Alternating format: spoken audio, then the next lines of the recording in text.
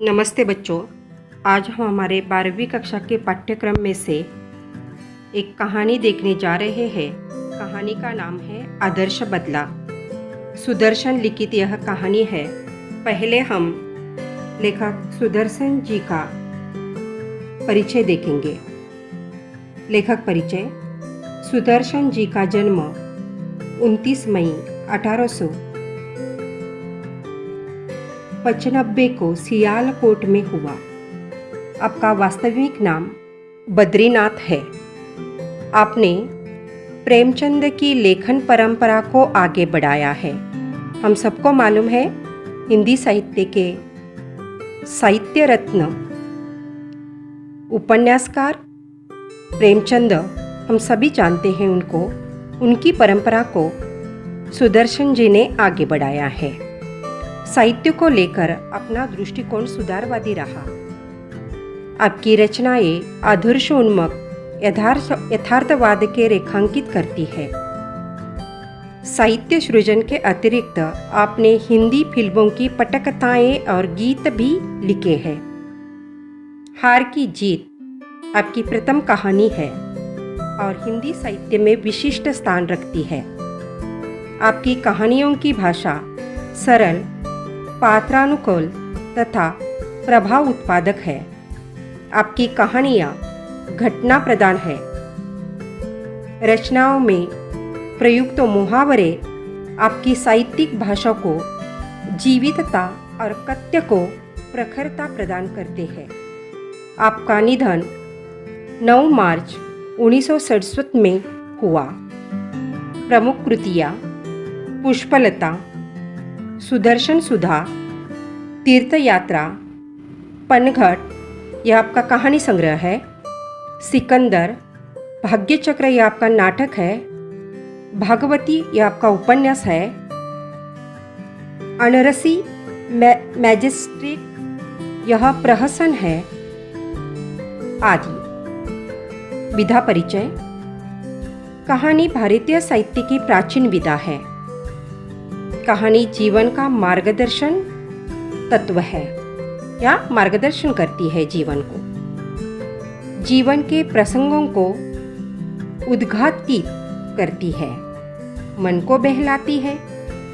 अतः कहानी विधा का विभिन्न उद्देश्यों के अनुसार वर्गीकरण किया जाता है।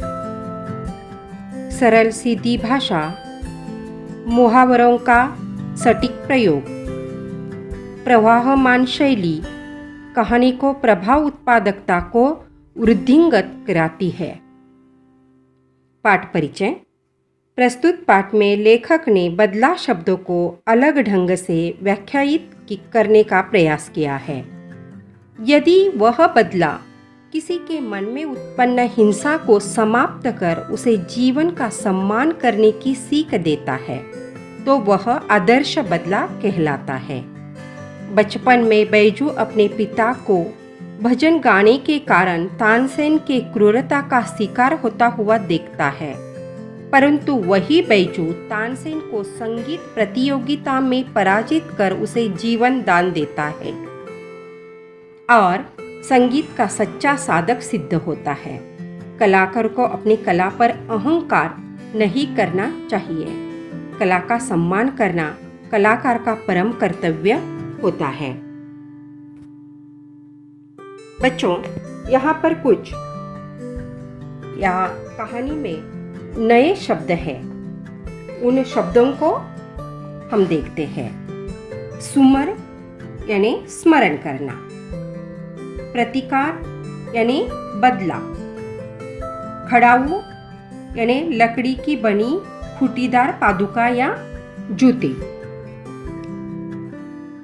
अवहेलना अनादर, कुंद भोतरा बिना धार का, चांदनिया शामियाना, उद्विग्नता घबराहट, निशब्द मौन रहना या चुप, सुधिहीन बेहोश, तासीर प्रभाव या परिणाम, अघात यानी अपार अथाह, कहानी में कुछ मुहावरे भी आए हैं। इस मुहावरों को हम देखते हैं।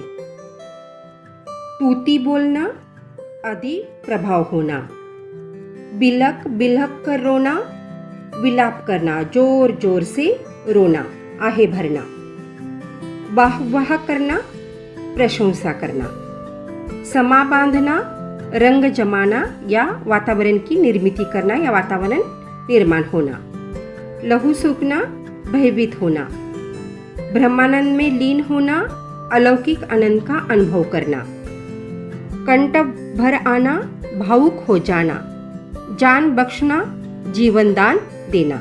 यह शब्द जो है, यह शब्द मुहावरे के तौर पर यहाँ पर आए हुए हैं। चलो आज हम कहानी देखते हैं।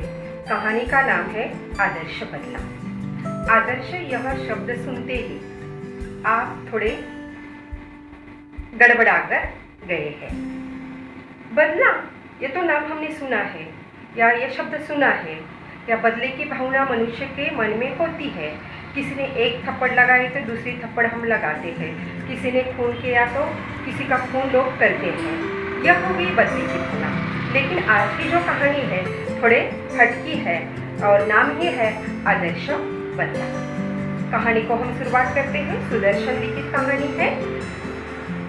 आगरा का शहर, बहुत सुंदर सुबह, पंछी गा रहे हैं, चिड़िया चहक रही है, हवा धुंध हो गई है, पत्तियां नाच रही है। ऐसा सुंदर माहौल है आगरे का। और इतने में क्या हो जाता है बच्चों, एक साधुओं की टोली आगरे से गाती हुई चली जा रही है। कौन सा गीत है उनका? उनके गीत का नाम है सुमर सुमर भगवान को, मूरख मत खाली छोड़ मन को। हम अर्थ भी जान गए। सुमर सुमर, याद करो याद करो। किसको याद करो? भगवान को याद करो। इस मन को खाली मत छोड़ देना। खाली मन शैतान का घर होता है और अपने स्वामी को यह खाली मन बर्बाद कर देता है। क्यों न हम भक्ति में लीन हो जाए, ऐसा साधुओं को लगा और वे बेचारे आगरा से एक गीत गाते चले जा रहे थे। इतने में क्या हो जाता है, साधु आखिर साधु, ना उनके गायकी में सुर है ना ताल है।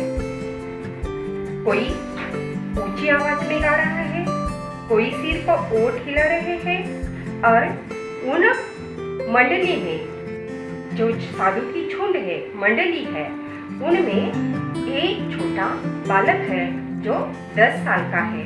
वह भी उनके पीछे पीछे गा रहा है। इतने में क्या हो जाता है, अकबर की तूती वहां पर चलती थी। भारत में अकबर की तूती चलती थी, यानी अकबर, सम्राट अकबर का साम्राज्य था। और उनके नवरत्नों में एक रत्न था तानसेन।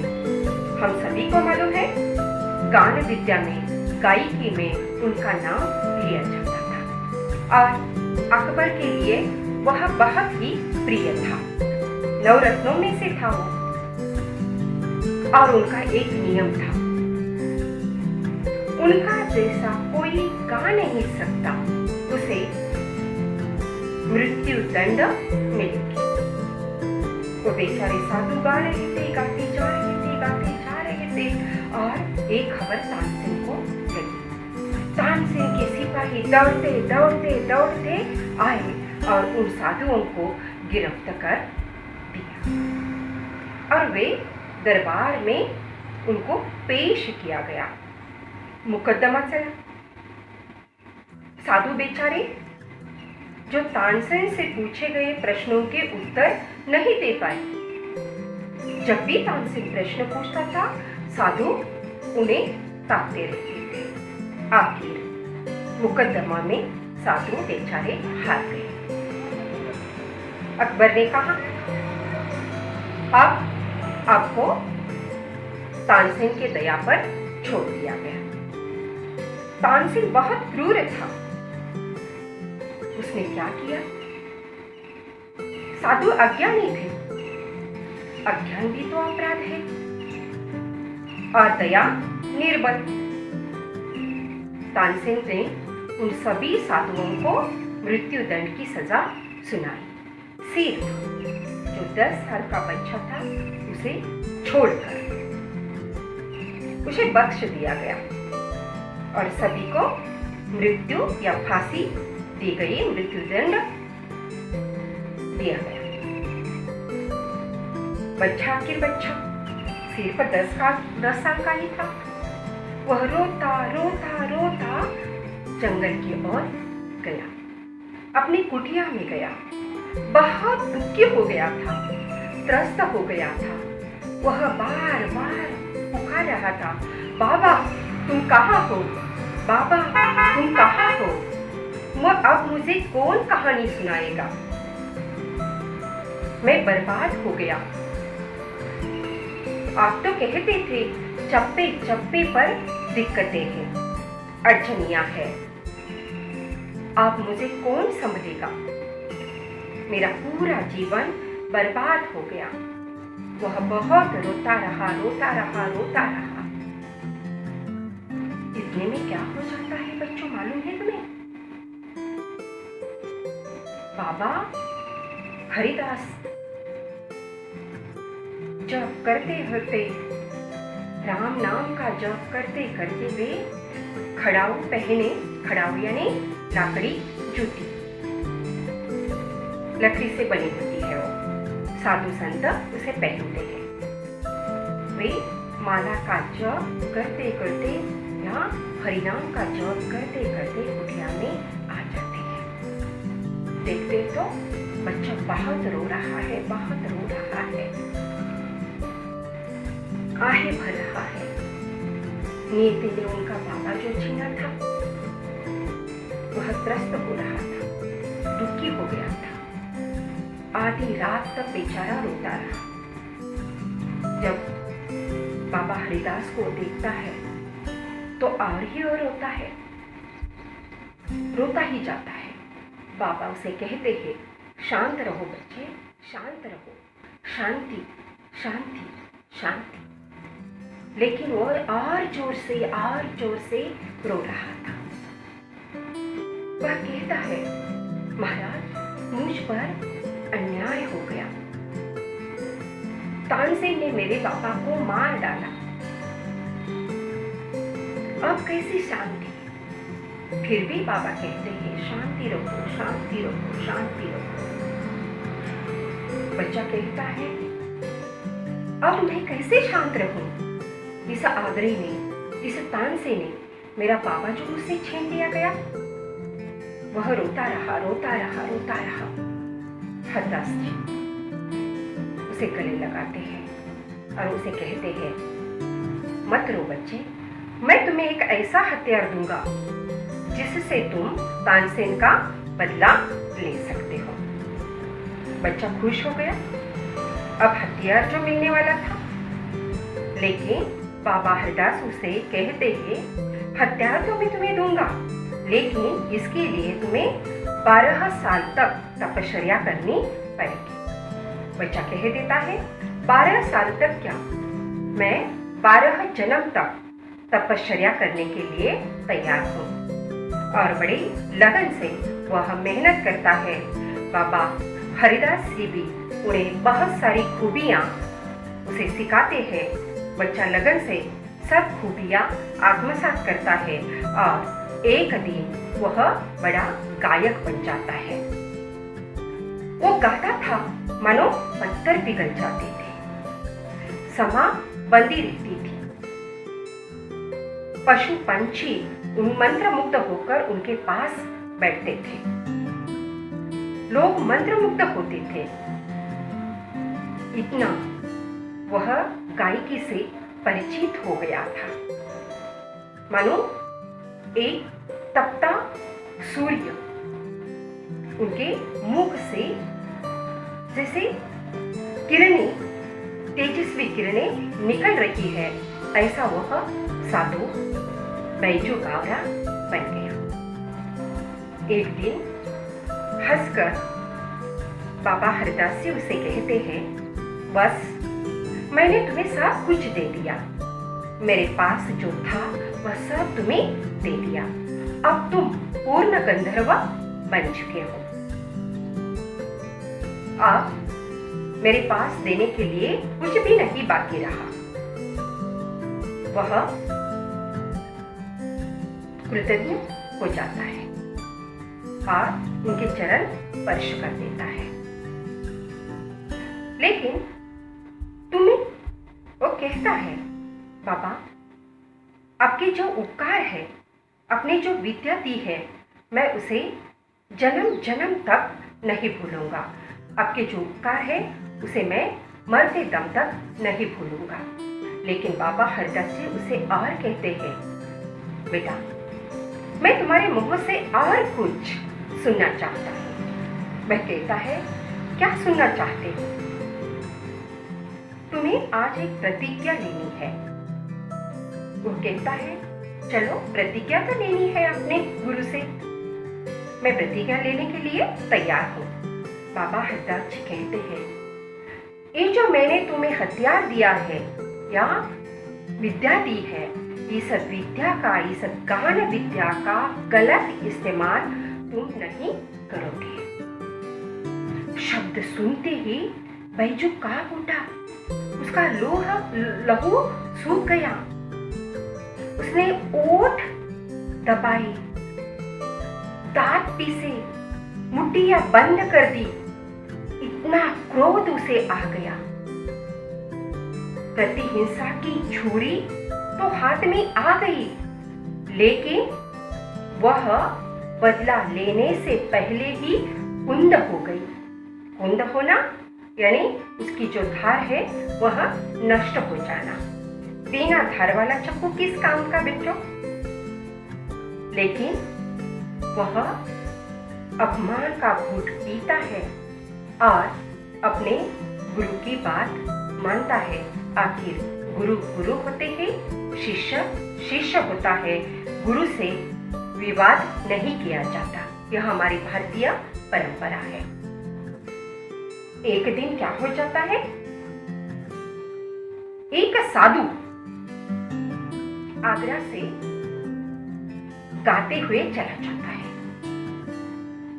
आगरे के लोग उसे देखते हैं तो भयभीत हो जाते हैं। देखो इसकी भी मौत आ गई, ऐसा उन्हें लगता है।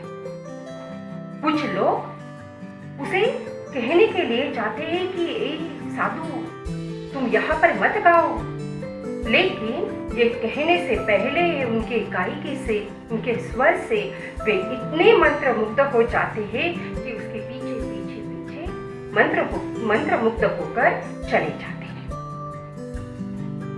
साधु गाता रहा, गाता रहा, गाता रहा। लोगों की झुंड मानो समुद्र की तरह उसके पीछे बह रही थी। मानो वह साधु अपने गायकी से, अपने गान विद्या से वह उन समंदर, लोक रूपी समंदर को खींचा जा रहा है। बात फैलते फैलते फैलते तानसेन तक जा पहुंची।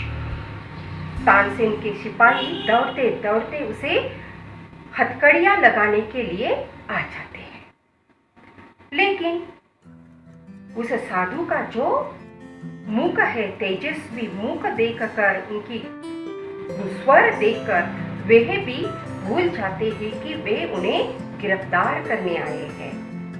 वह गाता रहा, गाता रहा, गाता रहा और लोग उसके पीछे पीछे पीछे आते रहे। और अचानक वह रुक गया तानसेन के दरबार के सामने।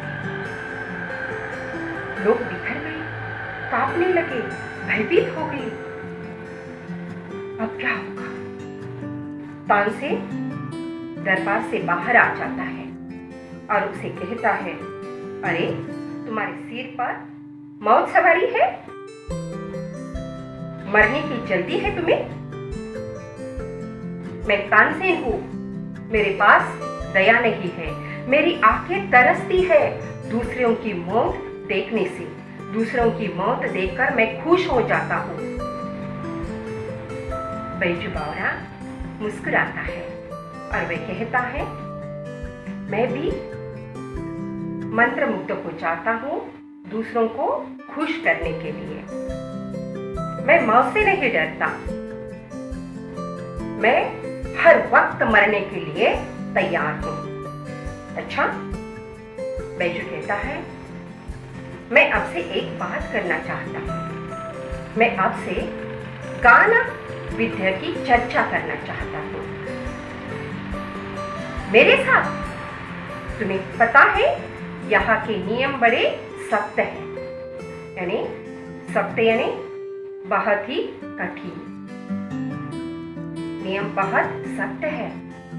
पता है तुम्हारी मौत भी आ सकती है, तुम फांसी पर भी जा सकते हो। तो तैयार हूं मैं। और इतने में बादशाह अकबर आ जाते हैं और कहते हैं, चलो कल तुम्हारे दोनों का गान युद्ध होगा आगरे के बाहर, लेकिन तब तक तुम हमारे बंदी रहोगे। वो ठीक है कहता है और एक रात के लिए उसे बंदी बनाया जाता है। सुबह उनका गान युद्ध जो था, ये बात पूरे आगरे में फैल गई। जो लोग अकबर की सवारी देखने के लिए बाहर नहीं आते थे, वे लोग भी आज तैयार हो गए। अपनी पगड़ियां बांधकर, पहराव पहनकर, अच्छे अच्छे कपड़े पहनकर वे गांव के बाहर जाने लगे। मानो गांव के आगरे के बाहर एक नया ही शहर बस रहा हो, नगर बस रहा हो, ऐसा वातावरण, ऐसा माहौल बन गया था। सभी लोग इच्छुक जो थे इनके गान युद्ध को देखने के लिए। सारी तैयारी नगर के बाहर हो गया। शामियाने बनाई गई, कुर्सियों की कतारें लगाई गई, सब लोग आ गए और बादशाह अकबर भी मंच पर आ गए।